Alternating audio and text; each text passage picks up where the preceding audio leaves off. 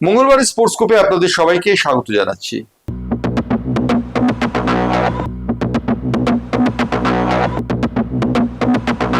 Cricket football নিয়ে নানা কথাই স্পোর্টস স্কোপে আপনারা শুনেছেন। আজকে জ্যাভলিন থ্রো নিয়ে কিছু কথা।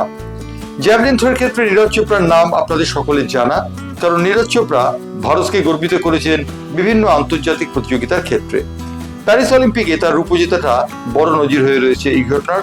এছাড়াও আন্তর্জাতিক জ্যাভলিন প্রতিযোগিতায় তিনি বিশ্বকাপ জিতেছেন বারবার। নীরজ চোপড়া জ্যাভলিনের ক্ষেত্রে যে একটি নাম তা বলে দেওয়ার অপেক্ষা রাখে না। এই নীরজ চোপড়া অতি সম্প্রতি আরশাদ নাদিমকে আমন্ত্রণ জানিয়েছেন ব্যাঙ্গালোর একটি প্রতিযোগিতার জন্য। কেই আরশাদ নাদিম? আরশাদ নাদিম হচ্ছেন পাকিস্তানের একজন জ্যাভলিন থ্রোয়ার। এই জ্যাভলিন থ্রোয়ার কিন্তু নীরজ চোপড়ার রীতিমতো প্রতিদ্বন্দ্বী। নীরজ চোপড়ার প্রতিদ্বন্দ্বী হিসেবে এই আরশাদ নাদিমের নাম বারবার স্মরণে আসে। প্যারিস অলিম্পিকের সময় আপনারা টেলিভিশনে দেখেছেন নীরজ চোপড়া এবং আরশাদ নাদিমের সেই প্রাণান্তকর প্রতিযোগিতা।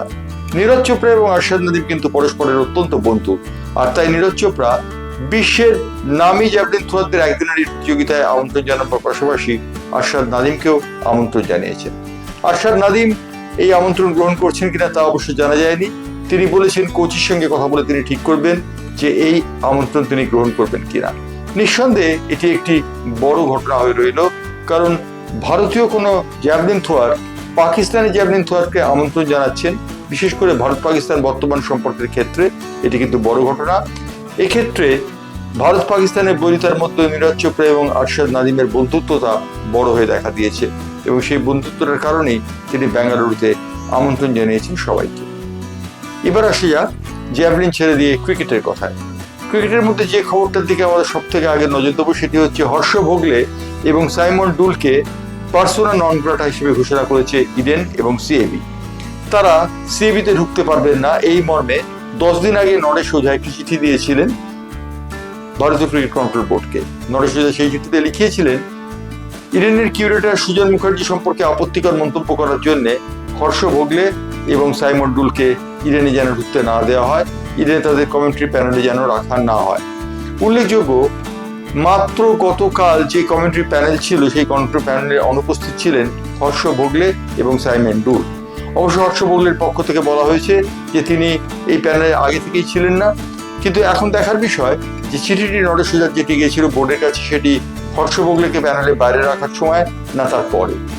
কারণ সুজন মুখার্জির পাশে দাঁড়াচ্ছে সিএবি, এই বিষয়টি পরিষ্কার হয়ে দাঁড়িয়েছে। উল্লেখযোগ্য, সাইমন ডুল এবং হর্ষ ভোগলে সুজন মুখার্জি সম্পর্কে মন্তব্য করেছিলেন যে তারা স্পিনিং উইকেট না করে কেকেআরকে বাড়তি সুবিধা দিচ্ছেন না, কেকেআর চলে যাক অন্য কোনো শহরে যেটিকে তাদের হোম গ্রাউন্ড হিসেবে বর্ণনা করতে পারে। সিএবি জানিয়েছে যে এই বিষয়টি তারা ভালো চোখে দেখছে না এবং হর্ষ ভোগলে এবং সাইমন ডুলকে তারা ইডেনের প্রবেশের অনুমতি দিচ্ছে না। অর্থাৎ ইডেনে এর আগে হর্ষ ভোগলে এবং সাইমন ডুল ধারাভাষ্য দিলেও এবার থেকে তারা ধারাভাষ্য দিতে পারবেন না। এই ঘটনাটি রীতিমতো আলোড়ন তৈরি করেছে আন্তর্জাতিক ক্রিকেট মহলে। সাইমন ডুল এবং হর্ষ ভোগলে দুজনেই বাতিল হয়ে গেছেন কমেন্ট্রি প্যানেল থেকে শুধুমাত্র ইডেনের জন্য। কেকেআর এর ম্যাচ তারা আর করতে পারবেন না ইডেনে, এই তথ্যটি জানানো হয়েছে। সুজন মুখার্জির সঙ্গে রয়েছেন গোটা সিএবি। এ ব্যাপারে সিএবি সভাপতি স্নেহাশিস গাঙ্গুলির কোনো মন্তব্য এখনো পর্যন্ত না পাওয়া গেলেও মোটামুটি ভাবে জানা গেছে যে সিএবি মনে করছে সুজন মুখার্জি সঠিক কথা বলেছেন। বোর্ডের চুক্তি অনুযায়ী ইডেনের পিচ কি হবে তা নির্ধারণ করবেন কিউরেটর নিজে। এ বিষয়ে বা সিএবি এ বিষয়ে কারো কিছু বলার নেই, এই কথাই তারা বলেছেন। অর্থাৎ সুজন মুখার্জির সঙ্গে তারা রয়েছেন, এই কথা প্রমাণ হয়ে গেছে সাইমন ডুল এবং হর্ষ ভোগলেকে পার্সোনা নন গ্রেটা ঘোষণা করার মধ্যে দিয়ে।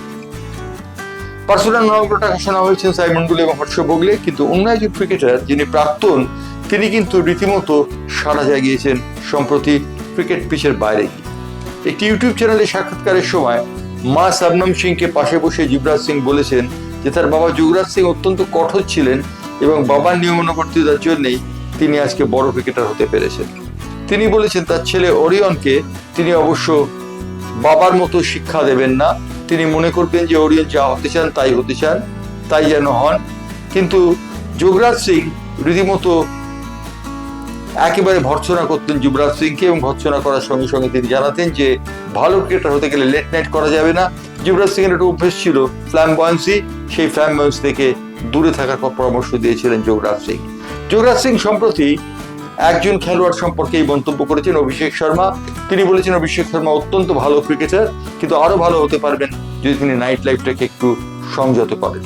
তিনি বলেছেন যুবরাজ সিং তার উপদেশ মেনে অক্ষরে অক্ষরে পালন করেছেন এবং ভালো হয়েছে। যুবরাজ সিং সেই ইউটিউব চ্যানেলে একটি সাক্ষাৎকার দেওয়ার সময় বলেছেন যে অস্ট্রেলিয়া সফরে গিয়ে তিনি যে 84 রান করেছিলেন সেটি তার জীবনের সব থেকে বড় জয়, এবং তিনি ফিরে আসার সময় বিমানবন্দরে যুবরাজ সিং এবং শবনম সিং তার মা এবং বাবা দুজনেই তাকে অভ্যর্থনা জানাতে গেছিলেন। এটি তার বড় পরিচয় হয়ে রয়েছে। এবারে আসছি আমরা স্পোর্টস্কোপে যে খবরটিতে, সেই খবরটি হচ্ছে বৈভব সূর্যবংশীকে নিয়ে। মাত্র 14 বছরের ছেলে বৈভব সূর্যবংশী, সে ব্যাট হাতে ভেলকি দেখিয়েছে একটি ম্যাচে রাজস্থান রয়্যালসের হয়ে, এবং সেই ম্যাচে তার 34 রান হয়তোবা রীতিমতো একটা আলোচনার বিষয়বস্তু হয়ে দাঁড়িয়েছে। ক্রিস গেলের মতো প্রথম বলই ছক্কা মেরে তিনি তার বিজয় অভিযান শুরু করেছেন IPL এর। এমনকি পাকিস্তানের ক্রিকেট ভক্তরাও এই বৈভব সূর্যবংশী সম্পর্কে রীতিমতো চিন্তিত এবং তারা শঙ্কিত।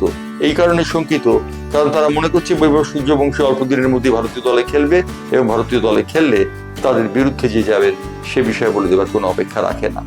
অর্থাৎ তারা বৈভব সূর্যবংশীকে এখনই ভারতীয় দল থেকে বাইরে বের করে দেওয়ার কথা বলছেন, যদিও সেটি সম্ভব নয় বলেছেন পাকিস্তানের একজন ক্রিকেটার বাসিত আলী। তিনি বলেছেন বৈভব সূর্যবংশী যেভাবে ব্যাট করেছেন, যেভাবে প্রথম বলে তিনি ছক্কা মেরেছেন, তাই তার কৃতিত্বের কথা পরিচয় পাওয়া যায়, এবং তিনি যথেষ্ট কৃতিত্বপূর্ণ খেলোয়াড়, এবং তিনি পাকিস্তানের বিরুদ্ধে ভারতীয় দলের হয়ে রান ঝরাবেন যেমন ধরিয়েছিলেন সচিন তেন্ডুলকার। সেই কথা বলেছেন বাসিত আলী। বাসিত আলী আরেকটি কথা বলেছেন যে প্রায় 36 বছর আগে সচিন তেন্ডুলকার করাচি টেস্টে তার অভ্যুত্থান ঘটিয়েছিলেন, ঠিক সেইভাবেই বৈভব সূর্যবংশী অভিব্যক্তি ঘটাবেন এবং তার অভ্যুত্থান ঘটবে, এবং তিনি পাকিস্তানের বিরুদ্ধে যথেষ্ট ভালো খেলবেন। পাকিস্তান ক্রিকেট মহল ইতিমধ্যেই শঙ্কিত। এবারে আসছি ফুটবলের কথায়। ফুটবলে একটি বিষয়ে রীতিমতো আনন্দের খবর, সেটি হচ্ছে ইস্টবেঙ্গল ক্লাবের 100বর্ষ উপলক্ষে বা 100 বর্ষ পার করে ইস্টবেঙ্গলের তথ্যচিত্র নির্মাণ করেছেন বিশিষ্ট চিত্র পরিচালক গৌতম ঘোষ। এই ছবিটির নাম তিনি দিয়েছেন মশাল। মশাল ছবিটি উদ্বোধন হবে বৃহস্পতিবার রবীন্দ্র সদন প্রেক্ষাগৃহে একটি অনুষ্ঠানে এই ছবির উদ্বোধন হবে, এবং সেই অনুষ্ঠানে সম্বর্ধনা জানানো হবে ইস্টবেঙ্গলের মহিলা ফুটবল দলকে, যারা বর্তমানে চ্যাম্পিয়ন দল হিসেবে স্বীকৃতি পেয়েছে। অর্থাৎ মশাল প্রদর্শনের সঙ্গে সঙ্গে ইস্টবেঙ্গল ক্লাব তাদের মশালের প্রজ্বলন, মশালের আগুন জ্বালাবার অঙ্গীকার করবে। যদিও ইস্টবেঙ্গল ইদানিংকালে সমস্ত টুর্নামেন্টই হারছে, কিন্তু সেদিনের অনুষ্ঠান থেকে ইস্টবেঙ্গল ঘুরে দাঁড়াবার শপথ নেবে এমনটাই আশা করছেন অনেকে। এই ছিল আজকে স্পোর্টস্কোপ আজকে শেষ করলাম। আবার আসবো আগামীকাল।